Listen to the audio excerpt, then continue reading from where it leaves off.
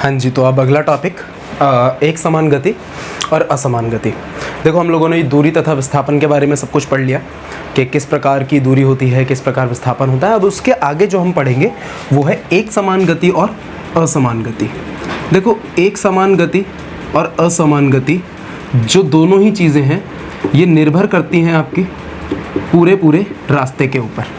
ठीक है, इसमें क्या होता है, एक समान गति में क्या होता है, एक समान गति तब बोली जाती है, अच्छा ये दोनों ही जो चीज़ें हैं, ये दोनों ही चीज़ें एक से ज़्यादा बार चलने के लिए हैं। ठीक है, एक से ज़्यादा बार की यात्रा के लिए यूज़ होती है ये, समझ गए। जैसे हम मान के चलते हैं, एक समान गति में क्या होता है कि कोई वस्तु अभी ए पर है और वो थोड़ी दूर में बी पर पहुँचेगी। ये जो बी है ये उससे मान लिया हमने कि ये 100 मीटर दूर है और इसको ऐसा करने में 10 सेकंड का समय लग गया। अब यही वस्तु बी से लेकर सी तक पहुंचती है। ठीक है, एक यात्रा तो ये हो गई ए से लेकर बी तक, अब दूसरी यात्रा उसने शुरू करी बी से लेकर सी तक।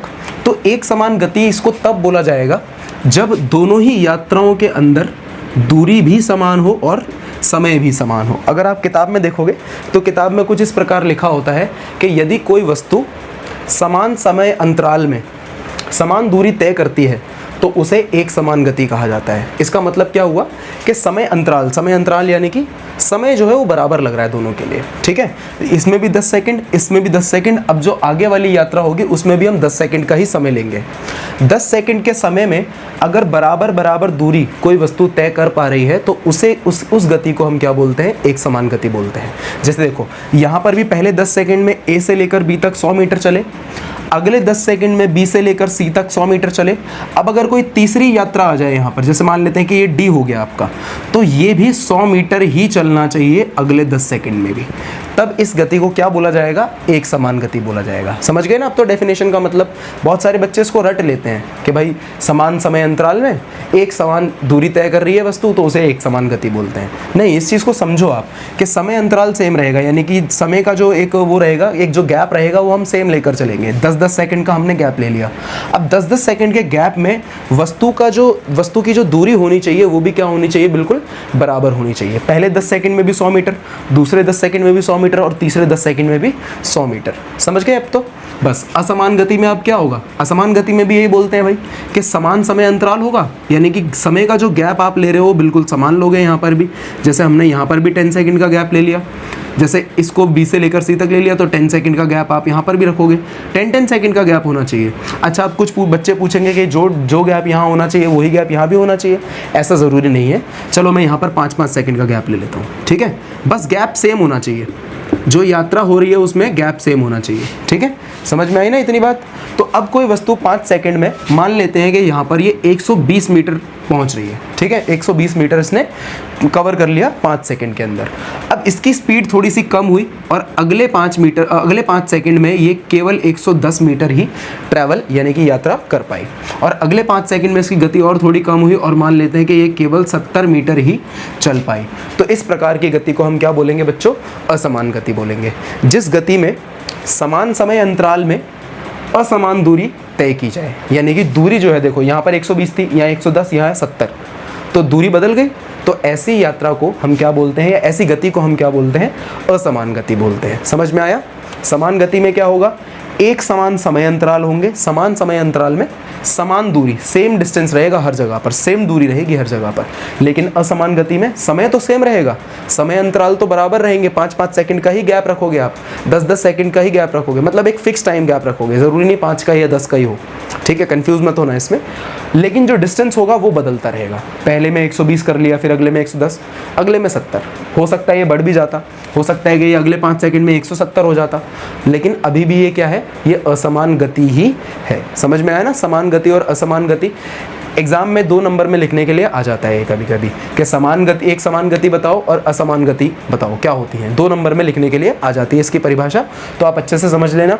समान समय अंतराल में समान दूरी तय होगी तो एक समान गति, समान समय अंतराल में अलग अलग दूरी तय होंगी तो असमान गति। ठीक है, क्लियर है इतनी बात। चलो अब करेंगे अगला टॉपिक अपना, चाल तथा वेग। और ये जो टॉपिक आएगा अब आपका, ये टॉपिक आपके इस चैप्टर का बिल्कुल बेस होगा, जितने भी न्यूमेरिकल्स होंगे उनका। ठीक है, अभी तक जितनी बातें हमने करी वो बिल्कुल बेसिक लेवल की बातें थी, लेकिन अब जो आप न्यूमेरिकल सॉल्व कर पाओगे वो इन दोनों टॉपिक के बेस पर ही कर पाओगे। ठीक है, न्यूमेरिकल्स के लिए सबसे स्टार्टिंग का टॉपिक है। समझ में आई इतनी बात? चलो तो स्टार्ट करते हैं सबसे पहले चाल से। देखो बच्चों, चाल क्या होती है? इसे इंग्लिश में बोला जाता है स्पीड। ठीक है, दर्शाने के लिए हमारे पास जो सिंबल है इस चैप्टर में वो है v। ठीक है, v से हम किसी भी वस्तु की चाल या स्पीड को दर्शाएंगे। चाल हमें क्या बताती है? चाल हमें ये बताती है कि कोई भी वस्तु कितने समय में कितनी दूरी तय कर पा रही है। ठीक है, कितने समय में कितनी दूरी कोई भी वस्तु तय कर पा रही है, उसी को क्या कहा जाता है? उसकी चाल कहा जाता है। ठीक है, जैसे कोई वस्तु है, अभी हमने पीछे भी देखा कि एक वस्तु ने 10 सेकंड के अंदर, केवल 10 सेकंड के अंदर 100 मीटर मतलब यात्रा कर ली, 100 मीटर कवर कर लिया। ठीक है, तो इसकी जो चाल थी वो क्या थी? देखो ज़रा, 10 से कट जाएगा कितनी बार? 10 बार, तो 10 मीटर प्रति सेकंड इसकी चाल थी। समझ गए? ये हर 10 सेकंड में कितनी दूरी तय कर पा रही है? 100 मीटर दूरी तय कर पा रही है। तो कोई भी वस्तु कितने समय में कितनी दूरी तय कर पाएगी वो बताती है हमारी क्या? चाल। समझ गए इतनी बात? अच्छे से समझ गए? और चाल एक अदिश राशि होती है क्योंकि इसके पास कोई भी दिशा नहीं होती है। दिशा क्यों नहीं होती भाई इसके पास? वो भी बता देता हूँ। देखो, जैसे मान लो आप ए बिंदु से चले और बी बिंदु पर आप पहुँचे। अब रास्ता तो कोई भी हो सकता है, जैसे हमने दूरी में पढ़ा था सेम वैसे ही। देखो, यहाँ से इसकी दिशा अलग है, यहाँ से इसकी दिशा अलग है, और यहाँ पर आकर ये दिशा बिल्कुल अलग हो गई। यहाँ पर फिर से अलग, यहाँ पर फिर से अलग, और यहाँ पर फिर से अलग। समझ गए? तो इसलिए चाल एक अदिश राशि होती है। ठीक है, क्योंकि दूरी की कोई दिशा नहीं होती, इसलिए चाल की भी कोई दिशा नहीं होती। समझ में आया? इतना अच्छे से समझ में आया? चाल क्या होती है? कितनी दूरी कितने समय में तय की जाएगी, दूरी बटे में समय। चाल एक अदिश राशि होती है क्योंकि इसके पास कोई भी दिशा नहीं होती, लेकिन हाँ, इसके पास संख्यात्मक मान ज़रूर होता है। समझ में आई इतनी बात? अच्छे से क्लियर है? तो ये मैंने आपको बता भी दिया कि चाल हम निकालते कैसे हैं। चाल का एसआई मात्रक, देखो एसआई मात्रक आप बनाना सीख लेना। ठीक है, एसआई मात्रक आप बनाना सीख लेना। मैं कैसे बनाते हैं वो मैं आपको सिखा देता हूँ। देखो, ऊपर क्या है? हमारी दूरी है भाई। फॉर्मूला के अकॉर्डिंग ही चलेगा। अगर आपको फॉर्मूला याद है तो आप एसआई मात्रक ईजिली बना सकते हो, किसी का भी एसआई मात्रक ईजिली बना सकते हो अगर आपको उसका फॉर्मूला याद है तो। ठीक है, जैसे देखो ये दूरी है, तो दूरी का एसआई मात्रक हमने क्या पढ़ा था? मीटर पढ़ा था। अब जो समय होता है भाई, समय का एसआई मात्रक क्या होता है? समय का एसआई मात्रक होता है सेकंड।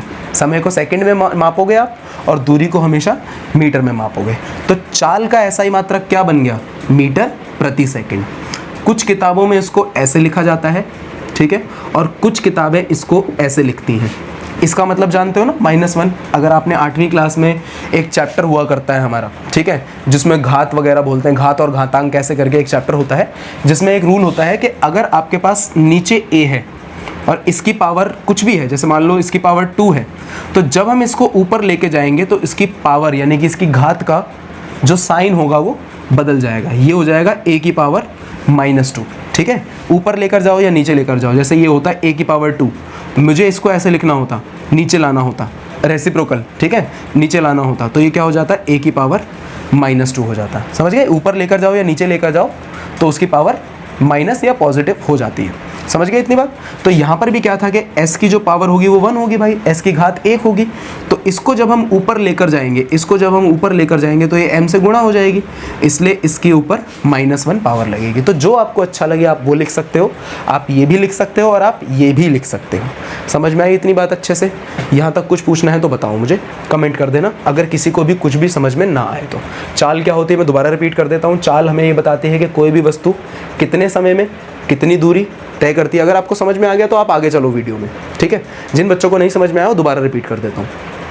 तो चाल होती है दूरी बटे में समय, मतलब ये बताती है कि कितने समय में कितनी दूरी तय की जा रही है। ठीक है, समझ गए इतनी बात? चाल का एसआई मात्रक होता है मीटर प्रति सेकंड, और चाल एक अदिश राशि होती है। इस चीज़ को भी लिख लेना आप लोग कि चाल एक अदिश राशि होती है। ठीक है, समझ गए अच्छे से इतनी बात है? ओके, चाल कभी भी शून्य नहीं हो सकती। अगर गति करी है तो भाई चाल कभी शून्य हो ही नहीं सकती, क्योंकि दूरी भी शून्य नहीं हो सकती। ठीक है, चाल कभी शून्य नहीं होगी और चाल कभी ऋणात्मक भी नहीं होगी।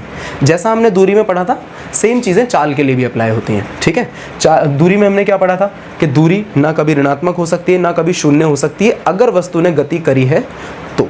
ठीक है, सेम चीज़ चाल के लिए भी है। चाल ना कभी शून्य हो सकती है और ना ही चाल कभी ऋणात्मक हो सकती है। अगर वस्तु ने गति की है तो कुछ ना कुछ होगी, भले ही बिल्कुल कम हो, 0.1 ही क्यों ना हो, 0.001 क्यों ना हो, लेकिन गति अगर हुई है तो चाल भी होगी और दूरी भी होगी। समझ गए इतनी बात? चलो अब आगे करेंगे इसके बाद अपना औसत चाल। ठीक है, ये समझ में आ गया अच्छे से कि चाल क्या होती है। ठीक है, चलो अब आगे करते हैं। ऐसा ही मात्रक मैंने आपको बता दिया, मीटर प्रति सेकंड होता है, अदिश राशि होती है। ठीक है, शून्य नहीं हो सकती, ऋणात्मक नहीं हो सकती। अब करेंगे औसत चाल, यह जिसे एवरेज स्पीड कहा जाता है। औसत चाल होती है देखो एक या दो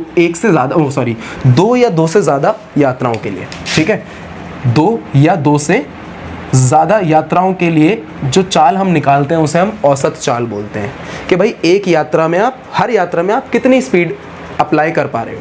जैसे मान के चलते हैं कि वही जो अभी हमने एक समान गति में पढ़ा था कि कोई वस्तु है जो ए से लेकर बी तक पहुंची और ए से लेकर बी तक इसकी जो दूरी है वो है 500 मीटर। इसको जो यहाँ पर समय लग रहा है वो मान लेते हैं भाई 500 मीटर दूरी तय करने में, चलो 1 मिनट मान लेते हैं, 60 सेकंड। अभी मैं समय को सेकंड में ही रख रहा हूँ, लेकिन जो न्यूमेरिकल आते हैं उसमें कभी कभी किलोमीटर प्रति घंटे में भी होते हैं। जो चाल का मात्रक होता है उसमें किलोमीटर प्रति घंटे में भी होता है। पर ये करना कैसे है, इसको मीटर प्रति सेकंड में कैसे लाना है वो मैं भी बताऊंगा, सब कुछ बताऊंगा। ठीक है, चिंता मत करो, चैप्टर इजीली समझ में आएगा। ओके, अब बी से लेकर सी तक मान लिया कि इसने दोबारा से चलना शुरू करा और इस बार जो दूरी इसने तय करी वो 300 मीटर दूरी तय करी। ठीक है, 300 मीटर। और इस बार जो उसको समय लगा वो मान लेते हैं कि कुछ 40 सेकंड लगा। ठीक है, समझ में आ गई इतनी बात? अच्छे से समझ में आ गई? ओके, तो इसकी जो औसत चाल आप निकालोगे, औसत चाल क्या होगी? सबसे पहले तो औसत चाल को आप ऐसे लिखोगे, v और नीचे छोटा सा AVG शॉर्ट फॉर्म है एवरेज की। औसत को इंग्लिश में एवरेज कहते हैं ना, तो एवरेज स्पीड, तो यहाँ पर आप एवरेज लिख दोगे। इसका फॉर्मूला होता है कुल तय की गई दूरी। कुल दूरी, जितनी भी दूरी एक वस्तु ने तय करी है या जितनी भी दूरी आप तय कर रहे हो उसी को हम कुल दूरी बोलेंगे। जितनी भी, ये 500 ये 300 मिलाकर कितनी हो गई टोटल? 800 हो गई। टोटल दूरी आपने जो तय करी है वो ऊपर आएगा। ठीक है, और टोटल जो आपको समय लगा है, कुल समय, वो आपका आएगा नीचे। कहने का मतलब ये है कि यार आपने जितनी भी दूरी तय करी है उसको प्लस कर दो, जितना भी समय लिया है उसको प्लस कर दो, डिवाइड कर दो, सिंपल सी बात। ठीक है, तो कुल दूरी कितनी हो गई यहाँ से हमारी? इसको हम बोलेंगे S1 यानी कि दूरी 1, और इसको मैंने बोल दिया S2। तो S1 प्लस S2 और अपॉन में T1 प्लस T2। ठीक है, इसको T1 बोल देते हैं, इसको T2 बोल देते हैं। अच्छा, अगर ये एक और होता तो क्या करते? तो फिर उसको भी ऊपर ऐड कर लेते। मान लो यहाँ पर एक और होता, ठीक है, जैसे ये C से लेकर D तक हो जाता है यहाँ पर, तो यहाँ पर जो दूरी आती वो S3 होती, यहाँ पर जो समय आता वो T3 होता। समझ गए इतनी बात? तो जितने आते रहेंगे उतनी बार हम उसको प्लस करते रहेंगे। तो इस क्वेश्चन के हिसाब से, इस चीज़ के हिसाब से इसकी औसत चाल कितनी हो जाएगी ज़रा देखो। तो यहाँ से हम निकालेंगे औसत चाल, फॉर्मूला बोलो S1 plus S2 plus S3, जो भी जितने भी होंगे उतने। तो यहाँ पर S1 है भाई 500 मीटर, S2 है 300 मीटर और T1 है कितना?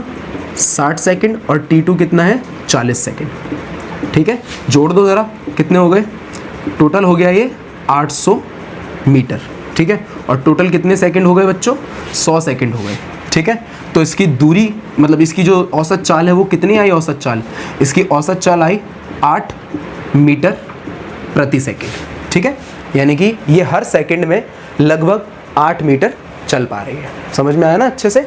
ठीक है, 800 मीटर बटे में 100 सेकंड, तो ये लगभग हर सेकंड में 8 मीटर की दूरी तय कर रही है। बोलो क्लियर है इतनी बात? अच्छे से समझ में आया यहाँ तक? किसी को कुछ पूछना है तो कमेंट कर देना। ठीक है, नहीं समझ में आया हो तो मैं दोबारा बता देता हूँ। औसत चाल होती है कुल तय की गई दूरी बटे में कुल लिया गया समय। जितना टोटल टाइम लिया है आपने उसको नीचे रख दो, जितना टोटल आपने डिस्टेंस कवर करा है उसको ऊपर रख दो, जितनी दूरी तय करी है उसको ऊपर रख दो, दोनों को डिवाइड कर दो, आपकी औसत चाल निकल आती है। बोलो क्लियर अच्छे से? ठीक है, चलो अब नेक्स्ट टॉपिक करेंगे। अगला टॉपिक है वेग। ठीक है, देखो वेग और चाल दोनों सेम चीज़ें होती हैं, बट वेग क्या है? आप बोलोगे कि सर सेम चीज़ होती है तो फिर अलग अलग टॉपिक क्यों है? अलग अलग टॉपिक बच्चों इसलिए है क्योंकि वेग जो है वो एक सदिश राशि होती है। वेग होती तो एक तरीके की चाल ही है। ठीक है, वेग एक तरीके की चाल ही होती है। ठीक है, जैसे इसको भी हम v से ही दर्शाते हैं। ठीक है, v से ही दर्शाते हैं इसको। ये होती है एक ऐसी चाल जिसके पास एक दिशा होती है। मैं इसको ऐसे लिख देता हूँ, दिशा के साथ चाल। ठीक है, दिशा के साथ चाल, यानी कि ये चाल हो तो रही है एक विशेष ही दिशा में होगी। चलो इसको और अच्छे से लिखते हैं, एक विशेष दिशा में चाल, ऐसे लिख देते हैं, ठीक है। एक विशेष दिशा में चाल, एक विशेष, विशेष यानी कि एक पर्टिकुलर डायरेक्शन में, ठीक है, एक विशेष दिशा में चाल, ठीक है, क्लियर। जैसे सीधी रेखा में, बिल्कुल सीधा। अब देखो एक पर्टिकुलर डायरेक्शन में जा रहा है, लेकिन हमने अभी जब चाल हम पढ़ रहे थे तो चाल में हमने क्या पढ़ा था कि भाई कहीं भी, इधर उधर, कहीं भी, कैसे भी हो सकता है। जैसे ये इसकी प्रारंभिक बिंदु हो गई, ये इसकी अंतिम बिंदु हो गई, तो ये इसका जो रास्ता था, चाल की तो दिशा बदल रही थी ना, इधर कभी कभी इधर कभी इधर, तो दिशा बदल रही थी, ठीक है। लेकिन वेग के साथ ऐसा नहीं होता। वेग जो होती है वो केवल एक ही दिशा में होती है। समझ गए इतनी बात। जैसे मान लो यार आपकी जो गली होगी, आपकी गली अगर बिल्कुल सीधी है, ठीक है, जहाँ से भी आप, जो आपका रोड होता है, अगर आप बिल्कुल सीधा सीधा एक रोड पर ट्रैवल कर रहे हो, बिल्कुल सीधा सीधा जा रहे हो, बिल्कुल सीधा सीधा, ठीक है, तो उस समय जो आपकी चाल होगी उसको हम वेग बोलेंगे। अगर आप मुड़े हुए रास्ते पर चल रहे हो तो उस समय उसको चाल बोला जाएगा। समझ गए। अगर आपका रोड बिल्कुल सीधा है, बिल्कुल स्ट्रेट रोड है, कहीं पर भी उसमें कोई मोड़ नहीं है, तो उस समय पर जो उसकी चाल होती है उसे क्या बोलते हैं हम? वेग बोलते हैं। बोलो क्लियर है इतनी बात अच्छे से, ठीक है। तो वेग जो है वो एक विशेष दिशा में चाल को ही कहा जाता है। सब कुछ सेम रहता है, सिंबल भी वी है और इसका एसआई मात्रक भी मीटर प्रति सेकंड ही होता है, ठीक है, क्योंकि दोनों में कोई डिफरेंस नहीं है, ठीक है, दोनों में कोई डिफरेंस नहीं है। बस इस केस में जो दूरी होती है वो मैंने आपको क्या बताई थी। अच्छा चलो एक चीज़ मैं आपको बताता हूँ कि जब भी कोई वस्तु एक सीधी रेखा में गति करेगी ना, तो उसकी दूरी उसकी विस्थापन के बराबर होती है, ठीक है, समझ गए। जब भी कोई वस्तु एक बिल्कुल सीधी रेखा में गति करे, बिल्कुल सीधी रेखा में, तो उस केस में जितनी उसकी दूरी होगी उतना ही उसका विस्थापन भी रहेगा। बोलो क्लियर। जितनी दूरी उतना ही विस्थापन, जितनी दूरी उतना ही विस्थापन। कब? जब कोई भी वस्तु बिल्कुल सीधी रेखा में गति करे, ठीक है। मुड़े हुए में मत कर देना ये कि ऐसे रास्ते में और ऐसे रास्ते में विस्थापन और दूरी अलग अलग होगी, ध्यान रखना ये बात। बिल्कुल सीधा रास्ता है तो विस्थापन और दूरी बराबर रहती है। ये पॉइंट ना आप वो दूरी और जो विस्थापन वाला टॉपिक हमने किया था उसमें लिख लेना, ठीक है, कि दूरी बराबर विस्थापन कब होता है? जब बिल्कुल सीधी रेखा में गति की जाती है, ठीक है। इतनी बात समझ गए। तो यहाँ पर जो आपकी दूरी होगी वही आपका विस्थापन भी होगा। तो इसलिए चाल के फॉर्मूला में आप अगर अपनी किताब में देखोगे तो वहाँ पर आपको विस्थापन लिखा हुआ दिखाई देगा, दूरी मतलब दूरी लिखी हुई दिखाई नहीं देगी, ठीक है। तो वहाँ पर हम इसको ऐसे बोलेंगे, जो हमारा वेग होता है वो होता है विस्थापन बटे में समय, ठीक है एक ही चीज़ यार, कुछ भी अलग नहीं है, ठीक है। बस क्या है, इसको हमने विस्थापन क्यों बोल दिया? क्योंकि ये सरल रेखीय गति है। जो आपकी प्रारंभिक बिंदु है, ये आपकी अंतिम बिंदु है। इसी रास्ते पर आप चल कर गए हो और यही दोनों बिंदुओं के बीच का सबसे छोटा रास्ता भी है। तो दूरी क्या होती है? जिस रास्ते पर आप चल कर गए हो वो दूरी होती है ना। और जो दोनों बिंदुओं के बीच का सबसे छोटा रास्ता होता है वो विस्थापन होती है। तो दूरी और विस्थापन इसमें बराबर रहते हैं। समझ में आई ना ये बात। तो वेग के लिए हम क्या बोलते हैं? विस्थापन बटे में समय। अब विस्थापन का एसआई मात्रक भी मीटर ही होता था, समय का एसआई मात्रक एस होता है। भाई अगर आप इसको ऊपर ले जाओगे तो वही बन जाएगा ये मीटर प्रति सेकंड। बोलो क्लियर, समझ में आ गया अच्छे से। वेग क्या होता है? वेग कुछ भी नहीं है यार, वेग एक तरीके की बस चाल ही है, लेकिन ये केवल एक विशेष दिशा में है। अब क्योंकि इसके पास एक विशेष दिशा है, इसके पास एक विशेष दिशा है, तो इसलिए कैसी राशि बन गई बच्चों? ये बन जाती है आपकी सदिश राशि। समझ गए इतनी बात? सदिश राशि क्यों है? क्योंकि ये केवल एक विशेष दिशा में चल रही है। समझ गए ना अच्छे से? पक्का? अच्छा, वेग जो है वो शून्य भी हो सकता है, ऋणात्मक भी हो सकता है और धनात्मक भी हो सकता है। सेम वही विस्थापन वाली बात है, ठीक है। हमने दूरी में क्या पढ़ा था कि दूरी कभी भी शून्य नहीं हो सकती, ऋणात्मक नहीं हो सकती, लेकिन विस्थापन शून्य भी हो सकता है, ऋणात्मक भी हो सकता है। सेम चीज़ वेग के लिए भी है। वेग शून्य भी हो सकता है और ऋणात्मक भी हो सकता है। हो सकता है कि वस्तु ने गति करी है लेकिन उसका वेग शून्य हो, ठीक है। समझ गए इतनी बात? तो वेग शून्य भी हो सकता है और क्या हो सकता है? साथ साथ ऋणात्मक भी हो सकता है। बोलो इतनी बातें समझ में आ गई हैं आप लोगों को अच्छे से? तो अब इन दोनों के बीच में एक अंतर लिख लेते हैं, क्योंकि एग्जाम में इन दोनों के बीच में भी एक अंतर पूछ लेता है कि चाल तथा वेग में अंतर स्पष्ट करो, ठीक है। पूछ लेते हैं एग्जाम में, तो 3 नंबर में या 2 नंबर में पूछ ले तो आप लिख लेना। मैं उसी तरीके से लिखवा देता हूँ जैसे हमने अभी पीछे दूरी और विस्थापन वाला लिखा था, ठीक है। सेम उसी तरीके से लिख लेते हैं। तो यहाँ पर डालो एक टॉपिक चाल, ठीक है, दूसरा टॉपिक वेग, ठीक है, टेबल के रूप में ही लिख देना आप इसको भी, ताकि आप लोगों को कोई दिक्कत ना हो, और साथ साथ लिखते रहना।